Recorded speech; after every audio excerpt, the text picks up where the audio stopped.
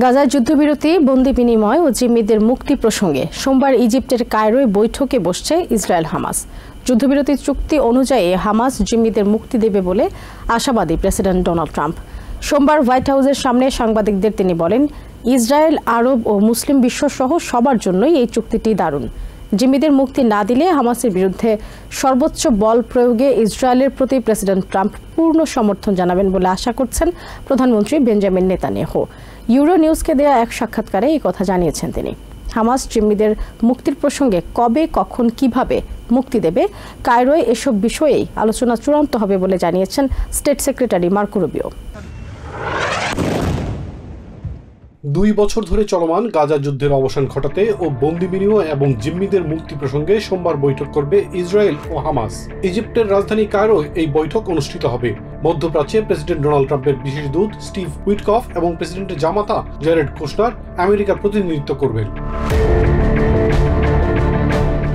চুক্তি অনুযায়ী শুরুতে হামাসের কাছে থাকা জিম্মিদের মুক্তি দেওয়ার কথা। বিষয়টি হামাস মেনে নেবে বলে আশা করেছেন প্রেসিডেন্ট ডোনাল্ড ট্রাম্প। সোমবার হোয়াইট হাউসের সামনে সাংবাদিকদের প্রশ্নের উত্তরে এই আশাবাদ জানান তিনি। প্রেসিডেন্ট বলেন, ইসরায়েল, আরব ও মুসলিম বিশ্ব সহ গোটা বিশ্বের জন্যই এই চুক্তি দারুণ। It's a great deal for Israel and it's a great deal for everybody, and you want to get your hostages back, right? You want them back or do you not want them back?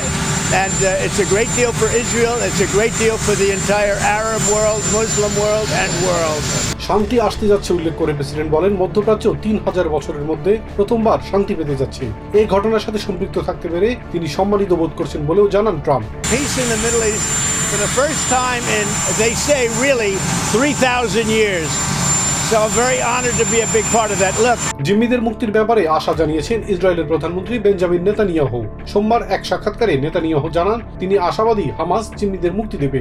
যদি মুক্তি না দিয়ে থাকে তবে হামাসের বিরুদ্ধে সর্বোচ্চ বল প্রয়োগে প্রেসিডেন্ট ট্রাম্প ইসরায়েলের প্রতি পূর্ণ সমর্থন দেবেন বলেও আশা করেন নেতানিয়াহু। এদিকে সিবিএস নিউজের এক অনুষ্ঠানে স্টেট সেক্রেটারি মার্কো রুবিও জানিয়েছেন, হামাস জিম্মিদের মুক্তি দেবে এই বিষয়ে তারা সম্মত হয়েছে। তবে কখন, কোথায়, কিভাবে মুক্তি দেবে, এমনকি তাদের কারা গ্রহণ করবে, এসব নিয়ে কায়রোয় আলোচনা হবে। এমনকি যুদ্ধ কিভাবে বন্ধ করা যায় তা নিয়েও সেখানে আলোচনা হবে বলে জানান স্টেট সেক্রেটারি।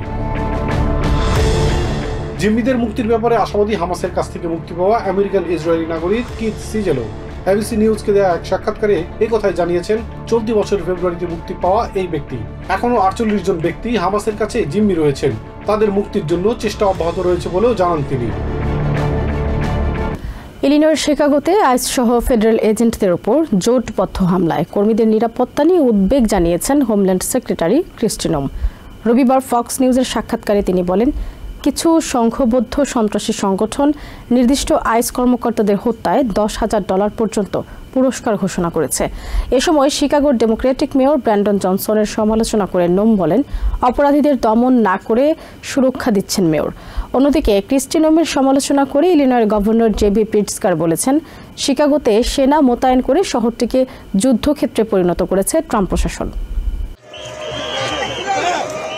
ইলিনয়ের শিকাগোতে দফায় দফায় চলছে আইস বিরোধী বিক্ষোভ। শনিবার গাড়ি নিয়ে আইসের গাড়ি লক্ষ্য করে হামলা চালায় একদল বিক্ষোভকারী। বর্ডার পেট্রোলের কয়েক এজেন্টকে ঘেরাও করে তাদের আক্রমণের চেষ্টা করলে পাল্টা গুলিতে আহত হন এক নারী। রবিবার ফক্স নিউজের সাক্ষাৎকারে এমন দাবি করেন হোমল্যান্ড সেক্রেটারি ক্রিস্টি নোম। তিনি বলেন, শিকাগোতে আইস কর্মকর্তাদের ওপর সংঘবদ্ধ আক্রমণের ঝুঁকি ক্রমেই বাড়ছে। তাদের অপহরণ বা হত্যার জন্য বিভিন্ন দেশি বিদেশি সন্ত্রাসী সংগঠন বড় অঙ্কের পুরস্কার ঘোষণা করেছে বলেও উদ্বেগ জানান নোম। ফলে স্থানীয় প্রশাসনের আপত্তি উপেক্ষা করেই বিক্ষোভ দমন ও বিশৃঙ্খলা ঠেকাতে শিকাগোতে আরও ন্যাশনাল গার্ড পাঠানোর ঘোষণা দিয়েছেন প্রেসিডেন্ট ট্রাম্প। মেয়র ও গভর্নর এ কাজে প্রশাসনকে সহায়তা করছে না অভিযোগ করে শহরের পরিস্থিতি সরজমিনে দেখতে তাদের আইস কর্মকর্তাদের সঙ্গে টহলে অংশ নেওয়ার আহ্বান জানান হোমল্যান্ড সেক্রেটারি। ইতিমধ্যে 6 জন দাগী অপরাধী সহ অনেককে গ্রেফতার করা হয়েছে জানিয়ে নোম বলেন, যে কোনো হুমকি সত্ত্বেও আইন শৃঙ্খলা রক্ষায় কাজ চালিয়ে যাবেন তারা। এসব কার্যক্রমে সেখানকার বাসিন্দারাও খুশি বলে দাবি করেন নোম। অন্যদিকে সিএনএনের এক সাক্ষাৎকারে হোমল্যান্ড সেক্রেটারির এমন দাবি উড়িয়ে দেন ইলিনয়ের গভর্নর জেবি প্রিটস্কার। তিনি বলেন, জনগণ খুশি তো নয়, বরং ফেডারেল এজেন্টদের দুয়ো দিচ্ছে মানুষ। প্রিটস্কার অভিযোগ করেন, প্রকৃত অপরাধীদের ধরার পরিবর্তে বর্ণ ও জাতি দেখে মানুষকে আটক করে শিকাগোকে যুদ্ধক্ষেত্রে পরিণত করেছে আইস ও সিবিপি। শিকাগো সীমান্তবর্তী এলাকা না হলেও এখানে বর্ডার গার্ডের উপস্থিতির কড়া নিন্দা জানান গভর্নর। এদিকে গুগল ম্যাপের মাধ্যমে আইস এজেন্টদের অবস্থান ট্র্যাক করার অ্যাপটি তাদের প্ল্যাটফর্ম থেকে সরিয়ে নিয়েছে অ্যাপল। ডিওজের চাপ ও নিরাপত্তা ঝুঁকির কারণ দেখিয়ে আইস ব্লক অ্যাপটি সরিয়ে দেয় তারা। দলের বামপন্থী অংশকে খুশি রাখতেই সিনেট মাইনরিটি লিডার চাক শুমার সরকারের অচলাবস্থা নিয়ে রাজনীতি করছেন বলে অভিযোগ করেছেন হাউস স্পিকার মাইক জনসন। রবিবার এনবিসি নিউজকে এই কথা জানান তিনি। দেশের মানুষকে জিম্মি করে চাক শুমার পুনর্নির্বাচনের প্রস্তুতি নিচ্ছেন বলেও সমালোচনা করেন স্পিকার। এদিকে সরকারের অচলাবস্থাকে শুমার শাটডাউন আখ্যা দিয়েছেন সিনেট মেজরিটি লিডার জনথন। সরকারের অচলাবস্থা নিরসনে ডেমোক্রেটিক আইন প্রণেতারা সব ধরনের উদ্যোগের বিরোধিতা করেছেন বলে অভিযোগ করেছেন হাউস স্পিকার মাইক জনসন। অচলাবস্থার কারণে কয়েক হাজার ফেডারেল কর্মীকে ছাঁটাই প্রসঙ্গে তিনি বলেন, সেনেট মাইনরিটি লিডার চাক শুমারকে এর দায় নিতে হবে। প্রেসিডেন্ট ডোনাল্ড ট্রাম্প ডেমোক্রেটিক আইন প্রণেতাদের অনুরোধ করলেও তারা কেউই অচলাবস্থা নিরসনে আগ্রহী হননি। জনসন বলেন, অচলাবস্থা নিয়ে হোয়াইট হাউস নয়, বরং ডেমোক্রেটিক আইন প্রণেতাদেরকে সবার আগে সিদ্ধান্ত নিতে হবে। সরকারের ব্যয় বিলের বিষয়ে কংগ্রেসের দ্বিদলীয় সমঝোতা হলেও বর্তমান প্রশাসনকে বিপদে ফেলতেই ডেমোক্রেটরা রাজনীতি করছেন বলে অভিযোগ করে জনসন বলেন, হেলথ কেয়ার সুবিধায় বিপুল পরিমাণে বরাদ্দের দাবি তুলে ডেমোক্রেটরা দেশের বেশিরভাগ মানুষকে জিম্মি করেছেন। দেশের মানুষকে জিম্মি করে সেনেট মাইনরিটি লিডার পুনর্নির্বাচনের প্রস্তুতি নিচ্ছেন বলেও দাবি করেন তিনি। দলের বামপন্থী অংশকে সন্তুষ্ট রাখতেই চাক শুমার সরকারের অচলাবস্থা বিষয়ে দ্বিদলীয় সমঝোতায় আসতে চাইছেন না দাবি করে হাউস স্পিকার বলেন, নিউ ইয়র্কের উদীয়মান বামপন্থীদের খুশি করতেই দেশের বেশিরভাগ মানুষকে বিপদে ফেলছেন শুমার। এদিকে সরকারের অচলাবস্থা নিরসনে টানা চতুর্থবারের মতো সিনেট রিপাবলিকানদের উদ্যোগ মুখ থুবড়ে পড়ায় হতাশা জানিয়েছেন Senate majority leader John Thune. Fox নিউজকে তিনি জানান, অবৈধ অভিবাসীদের স্বার্থে হেলথ কেয়ার সুবিধার জন্য $1 ট্রিলিয়ন বরাদ্দের অযৌক্তিক দাবি তুলে ডেমোক্রেটরা দেশের বেশিরভাগ মানুষকে বঞ্চিত করছেন। সরকারের অচলাবস্থাকে শুমার শাটডাউন আখ্যা দিয়ে সেনেটর থুন বলেন, কিছু ডেমোক্রেট আইন প্রণেতা দলটির বামপন্থী অংশকে বেশি গুরুত্ব দিচ্ছেন। হয়তো বামপন্থীদের বিষয়ে ডেমোক্রেটদের মোহভঙ্গ হবে। এদিকে রিপাবলিকান সেনেটর মার্কুইন মুলিন বলেন, দীর্ঘ 30 বছর হাউসে দায়িত্ব পালনের অভিজ্ঞতা থেকে কিছুই শেখেননি চাক শুমার। দেশের মানুষকে বিপদে ফেলে রাজনীতি করার অপচেষ্টা থেকে ডেমোক্রেট সহকর্মীদের বিরত থাকার অনুরোধ জানান এই রিপাবলিকান সেনেটর। ভেনেজুয়েলার উপকূলের কাছে শনিবার আরও একটি মাদকবাহী নৌযানে আমেরিকা হামলা চালিয়েছে বলে জানিয়েছেন প্রেসিডেন্ট ডোনাল্ড ট্রাম্প। তিনি আরও বলেন, এখন স্থলপথে মাদক পাচারের দিকেও নজর দেওয়া হবে। রবিবার ভার্জিনিয়ার নরফোকে ইউএস নেভির 250তম প্রতিষ্ঠাবার্ষিকীর অনুষ্ঠানে এসব কথা বলেন প্রেসিডেন্ট। ক্যারিবিয়ান সিতে আমেরিকার সামরিক বাহিনীর অভিযানের প্রশংসা করে ট্রাম্প প্রতিশ্রুতি দেন, সরকারে অচলাবস্থা সত্ত্বেও সশস্ত্র বাহিনীর কোনো সদস্যের একটি পেনিও বকেয়া থাকবে না। সামরিক বাহিনীর বেতন বৃদ্ধিরও ঘোষণা দেন তিনি।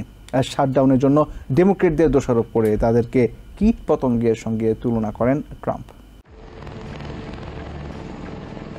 5 দিন ধরে সরকারি কার্যক্রমে অচলাবস্থা বিরাজ করলেও ভার্জিনিয়ার নরফোকে ইউএস নেভির 250তম প্রতিষ্ঠাবার্ষিকীর জমকালো আয়োজনে কোনো বিঘ্ন ঘটেনি। ফার্স্ট লেডি মেলানিয়া ট্রাম্পকে সঙ্গে নিয়ে USS George H.W. Bush Naval স্টেশনে এই অনুষ্ঠানে অংশ নেন প্রেসিডেন্ট ডোনাল্ড ট্রাম্প। সেখানে সামরিক প্রদর্শনীও উপভোগ করেন তারা। সম্প্রতি ক্যারিবিয়ান সিতে মাদক চোরাকারবারীদের বিরুদ্ধে অভিযানে নেভির ভূমিকার প্রশংসা করেন ট্রাম্প। বলেন, এখন সেখানে আর কোনো নৌযানই দেখা যাচ্ছে না। তিনি দাবি করেন, আমেরিকায় ফেন্টানলের মতো ভয়াবহ মাদক পাচারের মাধ্যমে অসংখ্য মানুষের মৃত্যুর জন্য এসব চোরাকারবারি দায়ী। বৃহত্তর কল্যাণের জন্যই এমন পদক্ষেপ নেওয়া হচ্ছে বলে উল্লেখ করেন তিনি। কমান্ডার ইন চিফ হিসেবে সবসময় সামরিক বাহিনীর পক্ষে দাঁড়ানোর প্রতিশ্রুতিও দেন ট্রাম্প। ইউএস নেভির প্রায় 10,000 সদস্যের উদ্দেশ্যে বক্তৃতাকালে ডেমোক্রেটদের তীব্র সমালোচনা করেন প্রেসিডেন্ট। এ সময় সামরিক বাহিনীর বেতন বৃদ্ধিরও ঘোষণা দেন তিনি। ডেমোক্রেটদের ক্ষুদ্র কীটপতঙ্গের সঙ্গে তুলনা করে কটাক্ষ করেন ট্রাম্প। এছাড়া অপরাধ দমনে দেশের বিভিন্ন শহরে ন্যাশনাল গার্ড মোতায়েনের বিষয়ে নিজের অনড় অবস্থানের কথা তুলে ধরেন প্রেসিডেন্ট। তার সিদ্ধান্তের বিরোধিতা করা ইলিনয়ের ডেমোক্রেটিক গভর্নর জেবি প্রিটস্কারের সমালোচনা করেন তিনি। তার প্রশাসনের অধীনে ওয়াশিংটন ডিসির নিরাপত্তা ফিরিয়ে আনার সাফল্য তুলে ধরে ট্রাম্প বলেন, সাধারণ মানুষ তাদের শহরে অপরাধ দেখতে চায় না। মেয়র নির্বাচনে প্রতিদ্বন্দ্বী প্রার্থী জোহরান মামদানিকে অনভিজ্ঞ ও নিউ ইয়র্কের মতো গুরুত্বপূর্ণ শহর পরিচালনার অনুপযুক্ত আখ্যায়িত করেছেন স্বতন্ত্র প্রার্থী অ্যান্ড্রিউ কুওমো। ফক্স নিউজকে দেয়া এক সাক্ষাৎকারে সাবেক এই গভর্নর একথা বলেছেন। কুওমো আরও বলেন, নিউ ইয়র্ক ব্যবসার শহর, এখানে সমাজতান্ত্রিক মামদানি সফল হতে পারবেন না। একই দিনে মায়ামির মেয়র ফ্রান্সিস সুয়ারেজ দাবি করেন, মামদানিকে ভোট দেয়া নিউ ইয়র্ক শহরের জন্য মোটেও ভালো কিছু হবে না। নিউ ইয়র্ক সিটি নির্বাচনে আর মাত্র কিছুদিন বাকি। এরিক অ্যাডামস সরে দাঁড়ানোয় দেশের অন্যতম গুরুত্বপূর্ণ শহরের মেয়র নির্বাচন 3 জনের প্রতিদ্বন্দ্বিতায় গিয়ে দাঁড়িয়েছে। স্বতন্ত্র প্রার্থী হিসেবে নির্বাচন করছেন নিউ ইয়র্কের সাবেক গভর্নর অ্যান্ড্রিউ কুওমো। অন্য 2 প্রতিদ্বন্দ্বী হলেন রিপাবলিকান সমর্থিত প্রার্থী কার্টিস লিওয়া এবং ডেমোক্রেটিক পার্টি মনোনীত প্রার্থী জোরান মামদানি। জনমত জরিপে এগিয়ে থাকা জোরান মামদানিকে নিউ ইয়র্ক সিটির মেয়র হওয়ার উপযুক্ত নন বলে দাবি করেছেন স্বতন্ত্র মেয়র প্রার্থী অ্যান্ড্রিউ কুওমো। তিনি দাবি করেন, নিউ ইয়র্কের মতো স্টেটের 2 বারের সাবেক গভর্নর হওয়ায় প্রশাসনিক এবং রাজনৈতিকভাবে তিনি দারুণ দক্ষ। সে তুলনায় জোরান মামদানি একেবারেই অনভিজ্ঞ বলে মন্তব্য করেন কুওমো। নিউ ইয়র্ককে ব্যবসার জন্য নির্ধারিত শহর উল্লেখ করে কুওমো বলেন, ব্যবসায়ীদের জন্য অতিরিক্ত কর আরোপ করা হলে এখানে তারা থাকবেন না। শহরকে নিরাপদ রেখে ব্যবসা বান্ধব পরিস্থিতি তৈরি করতে না পারলে নিউ ইয়র্ক তার গুরুত্ব হারাবে বলেও আশঙ্কা করেন কুওমো। একই সাথে মেয়র হলে বাণিজ্যিক ব্যবস্থাপনা বৃদ্ধি, পর্যাপ্ত কর্মসংস্থান তৈরি ও নিরাপত্তা নিশ্চিতে আরও 5,000 পুলিশ নিয়োগ দেওয়ার অঙ্গীকারও করেন সাবেক গভর্নর। এদিকে ডেমোক্রেটিক সোশ্যালিস্ট হিসেবে দাবি করা জোরান মামদানি নিউ ইয়র্ক সিটির মেয়র হিসেবে মোটেও ভালো হবে না এমন মন্তব্য করেছেন মায়ামির মেয়র ফ্রান্সিস সুয়ারেজ। কিউবান বংশোদ্ভূত সুয়ারেজ দাবি করেন, তাদের পূর্বপুরুষদের দেশেও সবাইকে এমন সমান করে দেখার অঙ্গীকার করা হয়েছিল। উল্টো সবাই সমানভাবে দরিদ্র, দুর্দশাগ্রস্ত হয়ে উঠেছে। একইভাবে মামদানিকে ভোট দিলেও নিউ ইয়র্ক থেকে প্রচুর মানুষ মায়ামিতে চলে আসবে বলেও মনে করেন তিনি। মায়ামির মেয়র সুয়ারেজ কর কমানোর কথা উল্লেখ করে বলেন, এজন্যই গত 10 বছরে তার শহরে 150% প্রবৃদ্ধি হয়েছে। নিউ ইয়র্কবাসীরও একই দিকে মনোযোগ দেওয়া উচিত বলে মনে করেন তিনি।